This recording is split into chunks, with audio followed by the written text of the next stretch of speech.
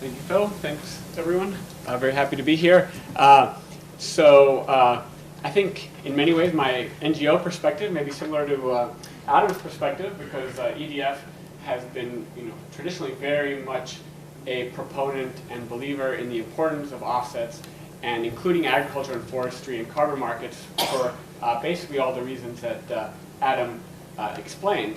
A friend of mine, he used to work at a consulting company, and he told me that his boss used to say that everything should always be optimized across 3 dimensions, whether it's good, whether it's cheap, and whether it's fast. And potentially offsets, are really good for the environment because they can deliver large-scale emission reductions. They also have all these other good environmental properties in terms of, saving the rainforest and species potentially, reducing nitrogen leaching into the water and water quality, preserving habitat, all these other good environmental co-benefits. So they can be really good. They can be really fast in theory. Adam explained, these are activities in agriculture and forestry that are available right away. Deforestation is happening right now. It doesn't take any new technology necessarily to stop it.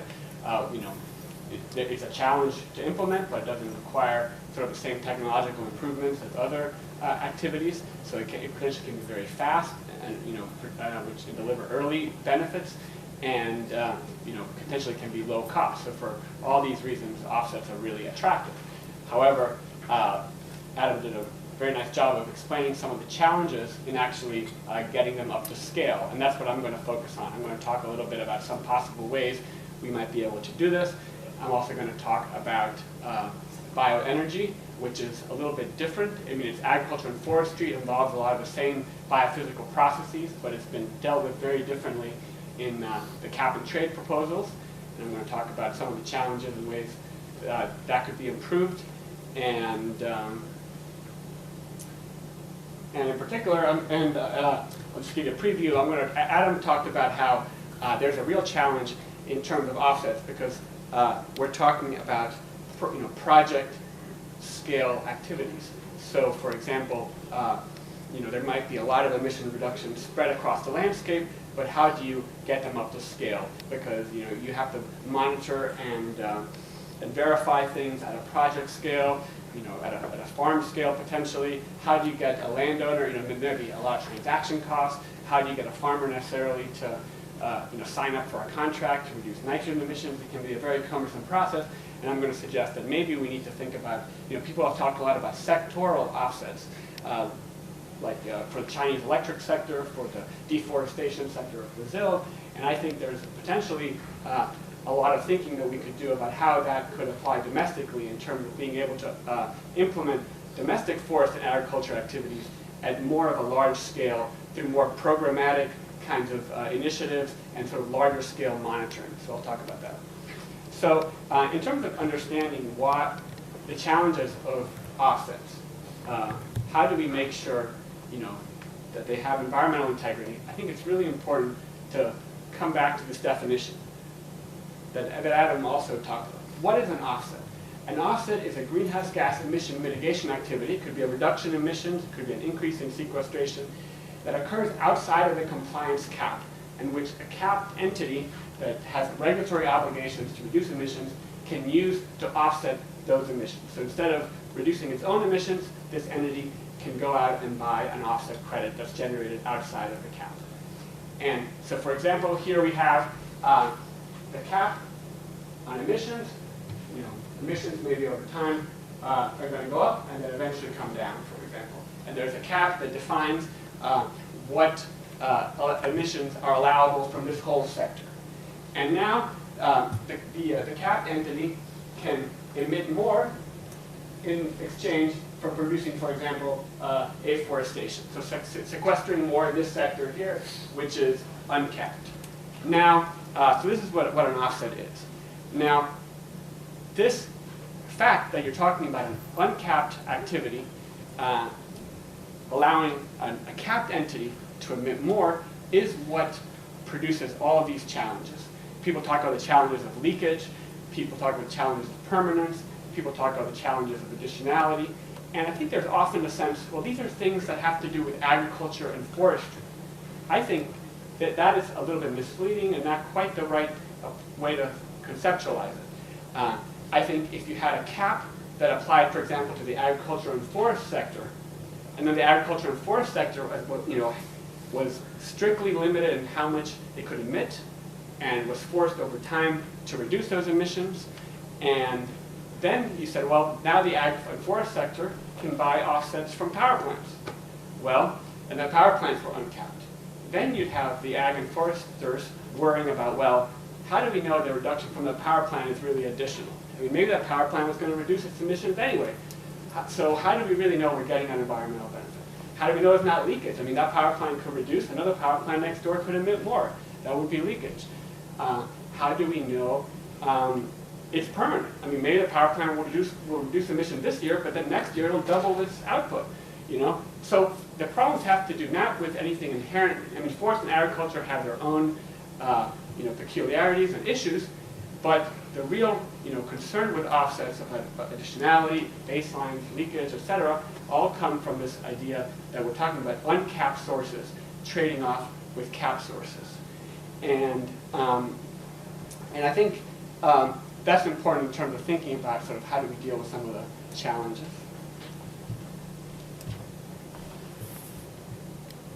Now, why is ag and forestry so important?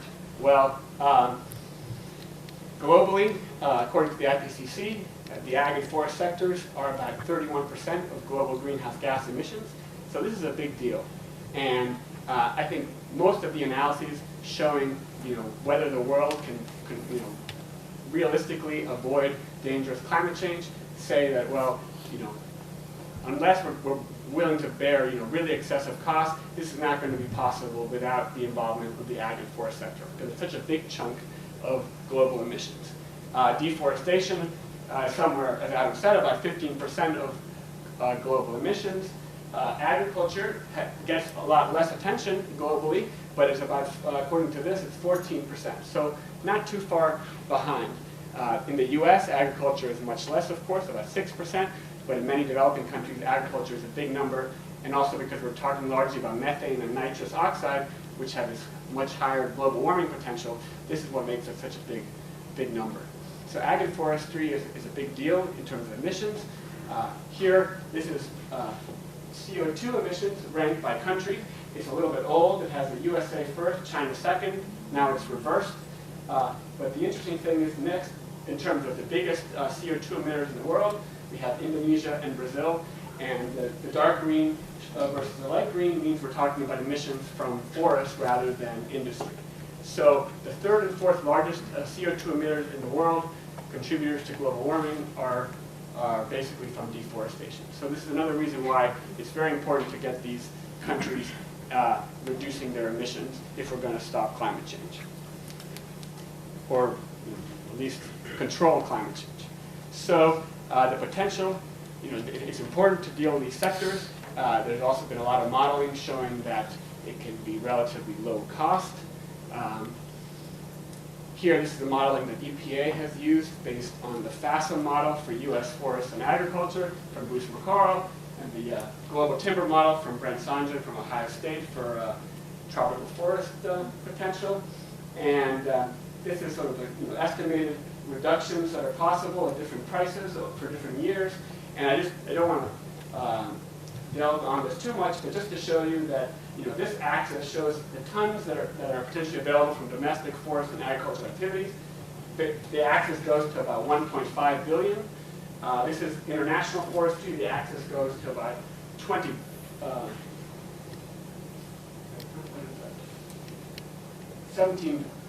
billion. So much, much bigger. We're talking about many-fold higher number here. This is just showing you some estimates from EPA of regional potentials across the U.S. Just to show it from agriculture, and just the lake states are second or third in terms of agriculture potential, according to this modeling. So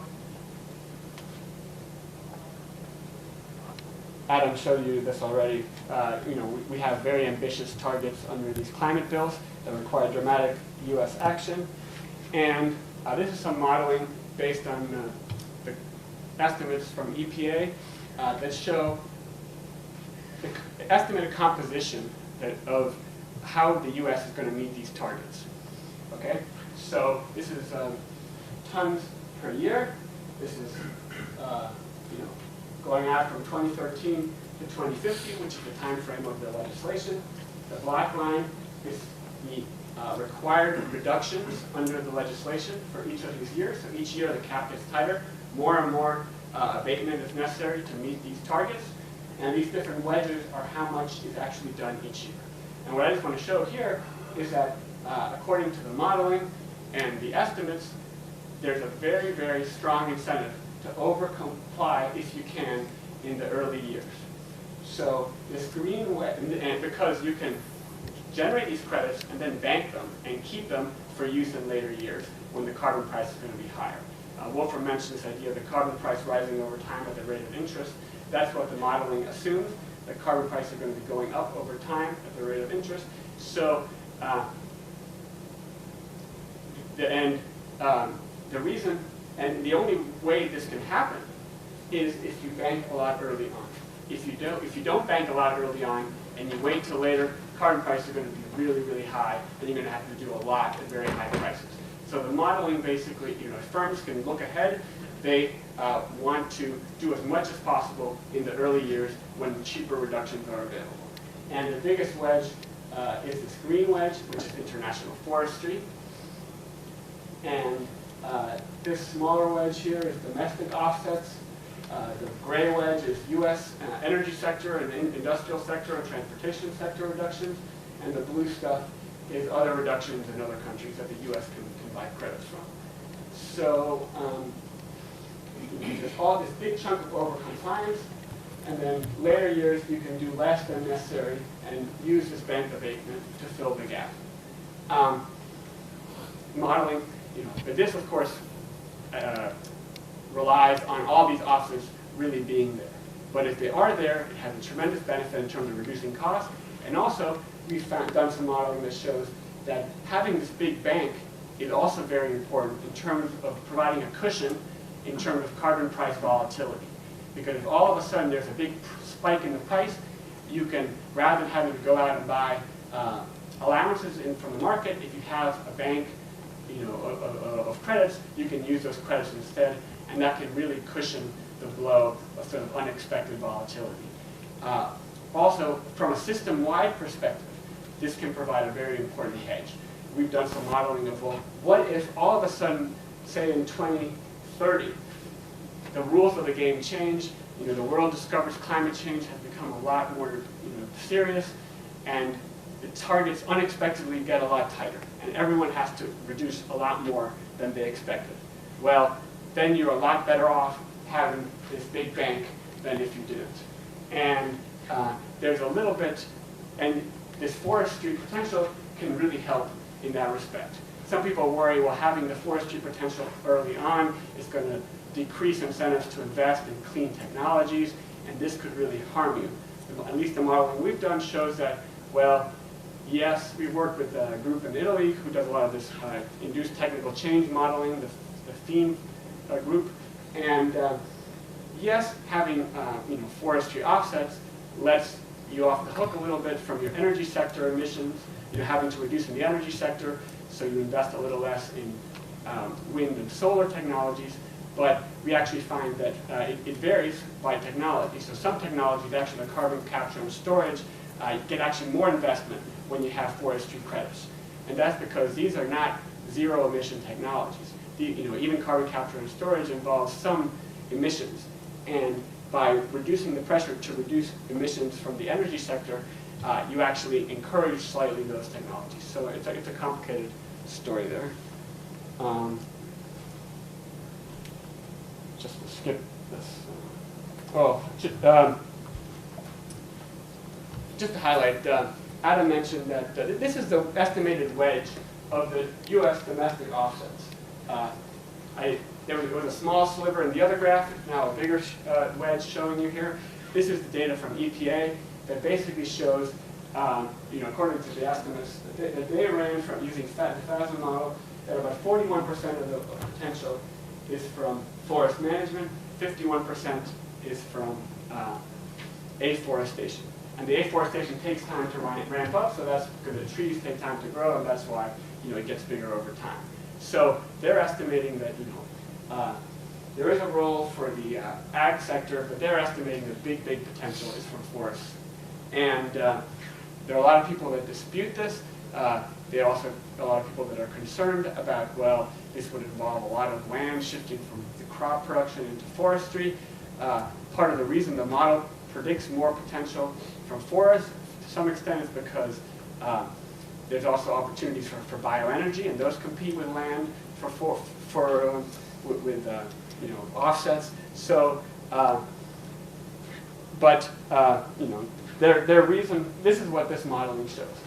However, this modeling actually looks at the U.S. policy in isolation, and I think it's interesting that other modeling by the GTAP group and also Steve Rose, who works with Adam at EPRI, he has looked at, well, what happens if the U.S. is putting a climate change policy that includes agriculture and forestry, but other countries are as well. So all the climate bills, for example, try to encourage reductions in emissions from deforestation. Well, so what happens if now Brazil can't expand its agriculture as much into the rainforest? How does that feed back through world markets and affect U.S. agriculture? And according to this modeling, actually, is if the rest of the world is also doing greenhouse gas mitigation in its ag and forest sector, that changes the terms of trade and the competitiveness of the U.S. ag and forestry sectors to the point where the rest, according to this modeling, the rest of the world has a comparative advantage in terms of basically producing trees and conserving trees, where the U.S. has a potential comparative advantage in terms of increasing its agricultural production. So according to this modeling, actually U.S. ag production expands, whereas and exports expand to the rest of the world because they're now conserving their forests and planting trees on cheap land, whereas the U.S. instead expands crop production and actually, according to this, decreases its forest product production. So it's a very different story than the other modeling that just looks at the U.S. in isolation. So this is very much an evolving area. So the challenge, of course, is how to realize these offsets in reality. This is just a copy of the Senator Stabenow from Michigan. The bill she introduced last year that Adam referenced. Senator Stabenow has been very active in terms of trying to promote legislation that supports forestry and agricultural offsets in carbon markets. And this bill tries to address all the different challenges in terms of how do you deal with permanence, etc. And one of the interesting features about it is this actual provision to create this carbon conservation program, which is intended to sort of incubate new offset types and protocols, etc. So this potentially could be an interesting way to help these things get off to a fast start. So, all right, I'll just focus on this for a minute. So, what is the appropriate scale for accounting and crediting offsets? This is an area that's gotten a lot of attention in terms of international offsets, and particularly in terms of these red credits, these reduced emission from deforestation credits. There's been a discussion about, well, do you have a subnational approach, do you have a national approach, or a nested approach? So subnational approach just means that you have individual plots of landowners or individual regions of a country, relatively small regions potentially, each doing their little activities, and they can then just sell directly into the market. This is sort of the approach of the clean development mechanism, a CDM style program. And of course, the danger with this is all these problems of leakage. I mean, how do you, if you have just individual entities participating, if you save one area of rainforest, how do you know the area next door is not going to get deforested? So for this reason, this approach has gotten relatively little support in talking about in the U.S. legislation for international offsets. Instead, people have talked much more about implementing, for example, a sectoral approach that includes the whole sector, or potentially includes the whole country in the case of deforestation. So there's this idea of a national approach, and this is what the Waxman-Markey bill requires countries to be moving towards. There's sort of a slow ramp-up period, but eventually all the major emitting countries that want to sell deforestation reduction credits have to do it on a national basis. So if the country as a whole reduces its emissions, then it gets, from deforestation, it gets a credit, but you can't get credit for individual level activities. This is this national approach. And of course, within the country there'll be projects, but the accounting is national, and it's the country as a whole that participates in the marketplace, or the sector as a whole. People have also talked about having a nested approach, where you potentially could have these individual projects, or maybe individual states of a country selling credits, but it has to be nested within an accounting framework for the entire sector or country. So it has to be harmonized. So if the, and this of course has a lot of potential, a lot of attractiveness, but people have yet to work out exactly how it would work in practice.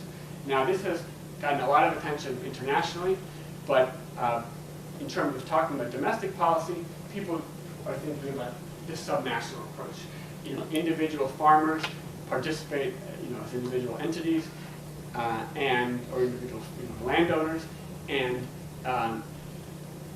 I think that maybe there's a lot of fruitful thinking that could be done in terms of thinking maybe of having more of a nested kind of approach. For example, to deal with issues such as leakage.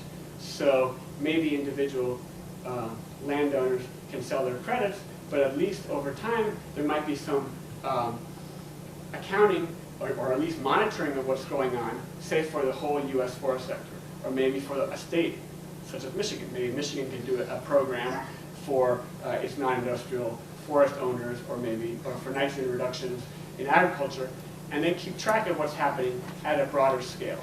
And then this information can either be used to adjust the number of credits that are actually granted, or at a minimum, having sort of this larger scale monitoring can let you refine the protocols better over time, so that if things are not working out the way you expected, then you can go back and adjust. So I think there's a lot to be done with this that could maybe help with ramping up and implementing these things at a large scale.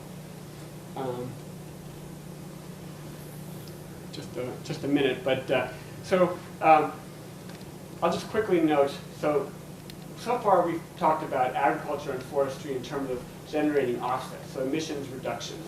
And there's this challenge of how do you make sure if a capped entity, from like a power plant is going to emit more, that the credit that it gets from this offset is really commensurate and really fungible in terms of the environmental benefits. Well, this is, and in terms of, there's been this whole debate and discussion that's grown around this, talking about additionality, leakage, permanence, how you address these things. Well, if we're talking about bioenergy, the debate and the discussion has been very different. The way the climate bills basically deal with bioenergy, there's a cap on the emissions from power plants or from gasoline refineries for the carbon content in their products, but it only applies to fossil energy. Any emissions, for example, from the electric sector that are generated by burning biomass under the Waxman-Markey bill are exempt from the cap. And this is based on this idea that, well, it came from a plant, so it's sort of a net zero emissions, because when the plant grew, it sequestered the carbon, and when it emitted, when you burn that fuel, it goes back in, and it's net zero emission. And the question is, well, is that really true? And if you have a power plant under the cap that gets to now reduce its capped, can actually increase more of its emissions, say from a smokestack by switching to bioenergy and now no longer have to meet the requirements of the cap, is that really the same as a power plant, for example, reducing its coal emissions, right? Because that's the trade-off. Is it going to do something under the cap, or is it going to do something from the uncapped sector? And in this case, the uncapped sector is using bioenergy. And, well, it turns out that this assumption of carbon, just net zero is an oversimplification. It really depends a lot. It's a very different situation depending on which particular kind of biofuel you're using, what are the very particular conditions it was grown in, was it a waste product? Are you actually displacing, standing forest carbon? And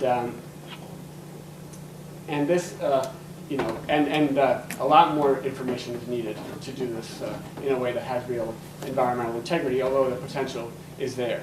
So just to show you, these are some slides actually. EDF organized the stakeholder process that brought together people from the bioenergy industry, agricultural industry, forestry industry to talk about, well, what's really just the science of carbon accounting relating to biofuels and bioenergy for electric power generation. And this is a few slides I'll just quickly show from Reed Miner, who works for NCASI, that's a forest industry environmental group that he developed after going through the stakeholder process, where we all tried to come to a better understanding of just the science of what was going on. So he just shows, okay, what happens when you harvest, say, some biomass from the landscape and now put it into a power plant. Say in year zero, the plot is harvested and wood is burned for energy. Well, that results in an emission into the atmosphere from that particular piece of land. Maybe now the next year the plant, the land starts to. So this is a situation where we say we've had a mature forest on that piece of land, and now you harvest biomass from that forest, burn it to generate electricity, and now you let it regrow. Well, now here year one it regrows, year two it regrows. Each year it regrows a little more until it's fully regrown, and then you can harvest again. Well, over this whole cycle, the emissions that were sucked up equal the emissions. Sorry, the carbon that was sequestered, emissions equals the emissions that were put into the atmosphere. So over this long time span, you can think of this being net zero. Well, but the problem is that the time matters. Time matters a lot because it's not the same for the climate, whether you emit today versus 30, 40, 50 years from now, given the ambitious climate targets that we have. So this accounting for time is very important. Also, what's also important is, well, obviously this one plot of land doesn't exist in isolation. Over the landscape, you might have a bioenergy plant, that is sourcing from a large landscape area. And you have to think about, well, what's happening on net over this broader landscape? You might have emissions coming from biomass harvested here, but if overall it's being managed in a way that is, that there's regrowth, then that could be balancing out. So it's important to have this larger scale accounting, and right now the data to really assess this hasn't really been put together.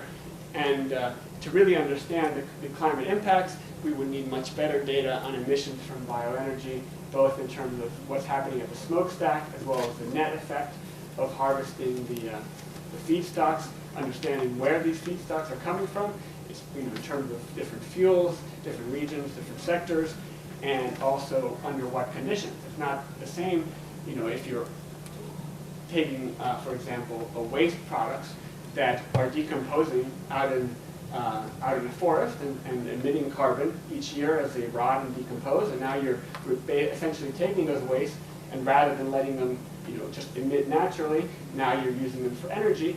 That is a net zero activity because you haven't added any new emissions. You've just gotten a productive use out of the emissions that otherwise would have occurred. But that's very different, for example, than if you've taken a forest that's just sitting there, not emitting, and now you've burned it and added carbon. So this is an area that we've been thinking about.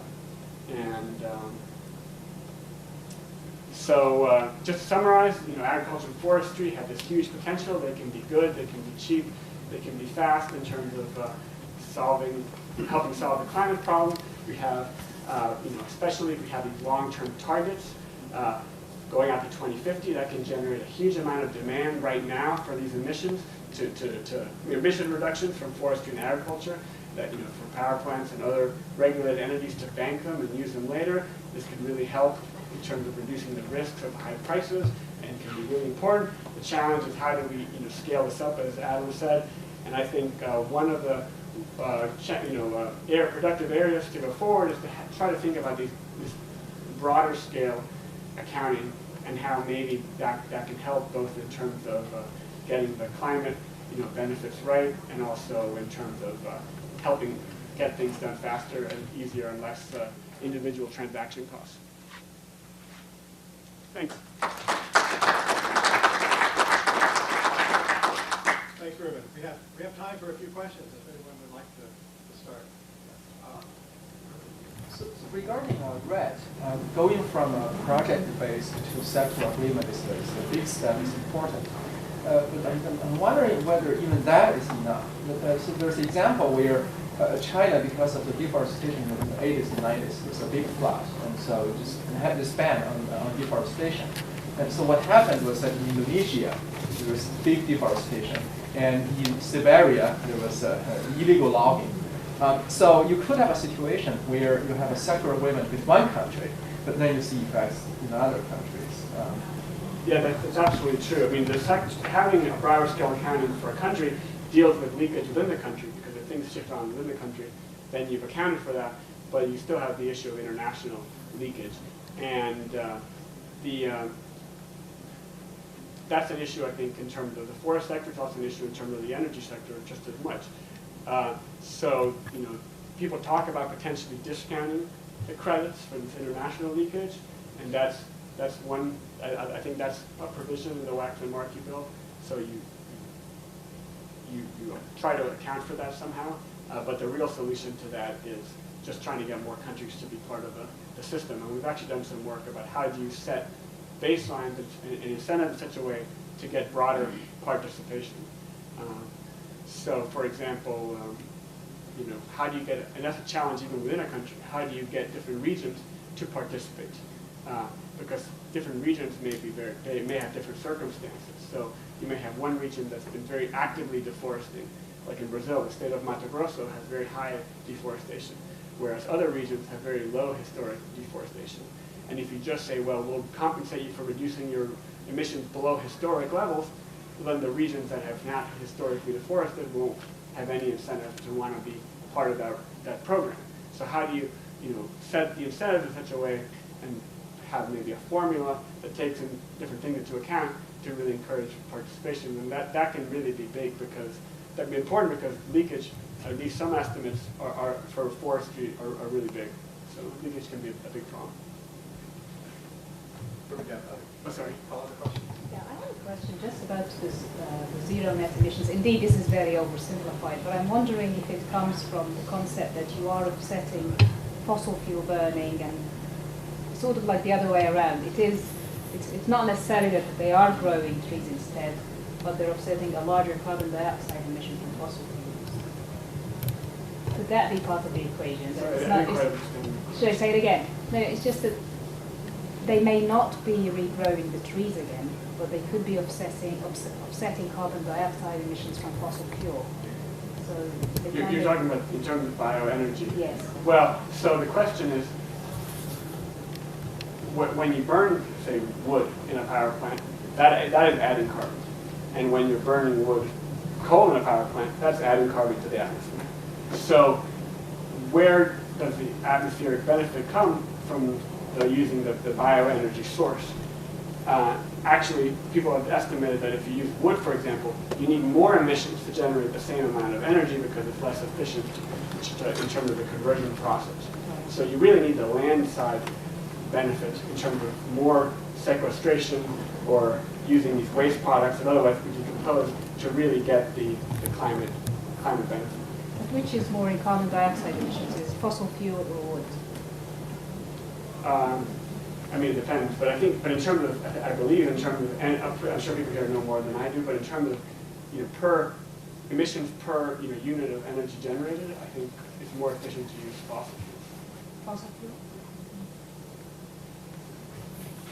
On forestry, you're talking a lot about forestation and reforestation and afforestation. But some of the forests, particularly the tropical ones, are really sequestering a lot of carbon as they stand there. And then if they do deforest them, it also degrades carbon in the soil as well. And the new stand will most likely not sequester as much. Is that factored into this kind of trading model? Well, I mean, The ecosystem services aspect. well, so the kind of bill tries to have some safeguards in terms of, are you doing activities that's maybe going to harm, sensitive ecosystems, that kind of thing. But in general, it's just focused on emissions of CO2, and it accounts for differences in terms of afforestation versus deforestation in terms of the CO2 emissions. But it's not really designed to get at maybe other ecosystem benefits. So do you see a way to pay for standing forest sequestration?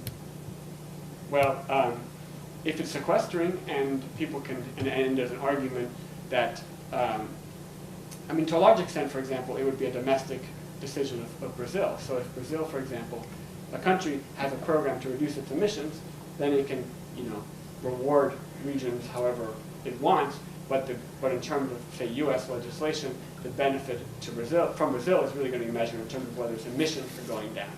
So,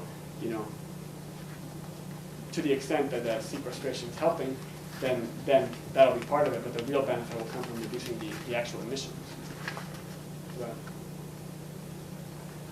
Take one more question. This is a question for both you and Adam.